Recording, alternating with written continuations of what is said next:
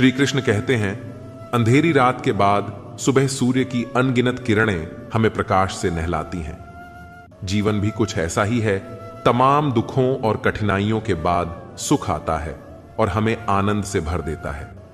यही सत्य है कि हर कठिनाई के बाद खुशी अवश्य आती है, लेकिन यह खुशी केवल उन लोगों के लिए होती है जो धैर्य और ईमानदारी से अपने कर्मों में लगे रहते हैं। जो लोग ईमानदारी से कमाते हैं, भले ही उनके शौक पूरे न हों, लेकिन उनकी नींद अवश्य पूरी होती है। यह जीवन का सबसे बड़ा सत्य है कि जो लोग अपने दुखों का दस्तावेज खुद ही लिखते हैं, वे ही अपनी समस्याओं के असली रचनाकार होते हैं। श्री कृष्ण कहते हैं, मनुष्य अगर गिरना चाहे तो असुरों से भी नीचे गिर सकता है, और अगर उठना चाहे तो देवताओं से भी ऊपर उठ सकता है। सोचिए, हमारे पास कितना अद्भुत सामर्थ्य है। यह सिर्फ एक बात नहीं, बल्कि एक अद्वितीय सत्य है। हम इंसान ही सृष्टि के वो प्राणी हैं जो परमात्मा तक की दूरी तय कर सकते हैं। लेकिन 2, क्रोध में कभी उत्तर मत दो। जब हम गुस्से में होते हैं तो हमारे निर्णय और शब्द अक्सर हमें नुकसान पहुंचाते हैं। क्रोध में लिए गए फैसले सही नहीं होते और वे हमारे रिश्तों को, हमारी साख को और यहां तक कि हमारे स्वयं के जीवन को भी प्रभावित कर सकते हैं। इसलिए जब भी आप क्रोधित हों, शांत रहकर सोचना बेहतर होता है। कुछ समय शांत रहने के बाद ही किसी बात का उत्तर देना सही होगा। अगर हम गुस्से पर काबू नहीं पा सकते तो हमें मौन रहना चाहिए, क्योंकि गुस्से के समय बोला गया एक गलत शब्द हमारे भविष्य के लिए कांटा बन सकता है। यह कथा राजा विक्रमादित्य और उनकी पत्नी रानी कुसुमलता की है। राजा विक्रमादित्य एक बहुत नेक और धर्म का पालन करने वाले राजा थे, जबकि रानी कुसुमलता अत्यंत रूपवती और पतिव्रता नारी थी। उनकी जिंदगी बेहद अच्छे से चल रही थी, लेकिन फिर एक दिन समय ने करवट ली और उन्हें अपने जीवन के सबसे भयानक दौर से गुजरना पड़ा। स्वर्गलोक में एक बार शनिदेव और लक्ष्मी जी के बीच कहासुनी हो गई। शनिदेव के अनुसार वे लक्ष्मी जी से बड़े थे, जबकि लक्ष्मी जी का मानना था कि वे शनिदेव से बड़ी हैं। इस बात को लेकर दोनों में काफी देर तक बहस होती रही, लेकिन कोई नतीजा नहीं निकल सका। आखिरकार उन्होंने सोचा कि मृत्युलोक में सबसे ईमानदार व्यक्ति से इसका फैसला कराया जाए। उन दोनों ने तय किया कि प्रयागराज के राजा विक्रमादित्य से इस मसले का निर्णय कराया जाए। शनिदेव और लक्ष्मी जी विक्रमादित्य के पास पहुंचे और अपनी बहस का निपटारा करने को कहा। राजा विक्रमादित्य को कोई उपाय नहीं सूझा और उन्होंने 1 महीने का समय मांगा। यह सुनकर शनिदेव और लक्ष्मी जी चले गए, यह कहते हुए कि वे 1 महीने बाद अपना निर्णय सुनने आएंगे। उनके जाने के बाद राजा विक्रमादित्य की नींद उड़ गई। वे जानते थे कि यदि उन्होंने किसी एक को बड़ा बताया तो दूसरा अवश्य गुस्सा होगा और उनके लिए विपत्ति खड़ी कर देगा। विक्रमादित्य की चिंता देख उनकी पत्नी रानी कुसुमलता ने उनसे चिंता का कारण पूछा। राजा ने पूरी बात बता दी। इस पर रानी कुसुमलता बोली, आप एक सोने का और दूसरा चांदी का आसन बनवाएं। सोने का आसन आपकी गद्दी के दाहिनी ओर और चांदी का बाईं ओर रहेगा।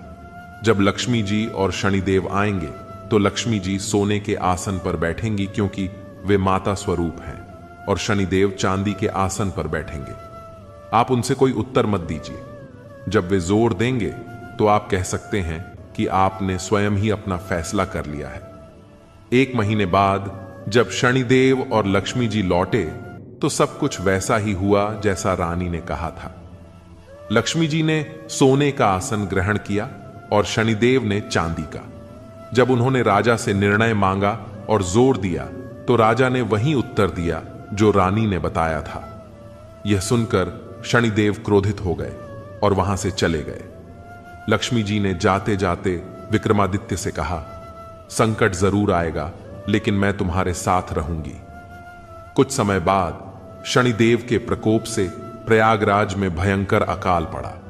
लोग भूखे मरने लगे और विक्रमादित्य से यह दशा देखी न गई। उन्होंने अंततः राज्य त्यागने का निश्चय किया। एक रात वे अपनी पत्नी के साथ राज्य छोड़कर निकल पड़े। साथ में उन्होंने एक पोटली में हीरे जवाहरात भी रख लिए ताकि जरूरत के समय काम आ सके। जैसे ही वे निकले, भयंकर आंधी तूफान आ गया और चारों ओर अंधेरा छा गया।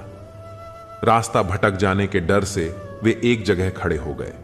तभी लक्ष्मी जी एक छोटी लड़की का रूप धारण करके आईं और लालटेन की रोशनी से उन्हें नदी के किनारे तक पहुंचा दिया। वे दोनों नदी किनारे पहुंच गए, लेकिन अब समस्या थी नदी पार करने की। इतने में एक बूढ़ा नाविक वहां पहुंचा। विक्रमादित्य ने उसे नदी पार कराने का निवेदन किया। नाविक ने कहा, मेरी नाव बहुत हल्की है, इसलिए एक एक करके ही तुम्हें पार करा सकता हूं। राजा ने उसकी बात मान ली।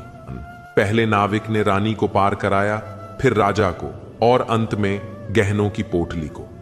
लेकिन नाविक ने पोटली को नदी पार नहीं कराया। वह पोटली लेकर गायब हो गया। राजा समझ गए कि वह बूढ़ा नाविक कोई और नहीं बल्कि शनिदेव ही थे। राजा और रानी उस समय लाचार महसूस कर रहे थे, लेकिन उन्होंने हिम्मत नहीं हारी। वे एक गांव पहुंचे जहां लोग जंगल से लकड़ियां काटकर बेचते थे। विक्रमादित्य भी अपनी पत्नी के साथ उसी गांव में रहने लगे और चंदन की लकड़ी काटकर पास के गांव में बेचने लगे। कुछ ही समय में वे चंदन की लकड़ी बेचकर काफी पैसे वाले हो गए। यह सब लक्ष्मी जी की कृपा से हो रहा था। उनकी यह सुखद स्थिति देखकर शनिदेव ने फिर से एक चाल चली। एक दिन एक सौदागर जो उस गांव से लकड़ी लेकर दूसरे देशों में जाता था, उसका जहाज फंस गया। सौदागर ने बहुत कोशिश की, परंतु जहाज हिलने का नाम नहीं ले रहा था। इतने में शनिदेव ब्राह्मण का रूप धारण करके सौदागर के पास पहुंचे और कहा, तुम गांव के लोगों को भोजन का निमंत्रण दो। यदि कोई सती सावित्री स्त्री जहाज को छू देगी तो तुम्हारा जहाज चल पड़ेगा।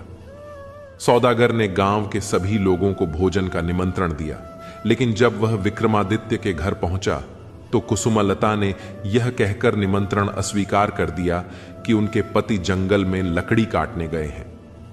सौदागर समझ गया कि कुसुमलता ही सती सावित्री हैं और वही जहाज को हिला सकती हैं। वह शाम को फिर से उनके घर आया और विक्रमादित्य ने उसका निमंत्रण स्वीकार कर लिया। जब सौदागर ने कुसुमलता से जहाज छूने को कहा तो उन्होंने अपने पति की आज्ञा से जहाज छुआ। जहाज हिलने लगा। इसे देखकर सौदागर के मन में पाप जागृत हुआ।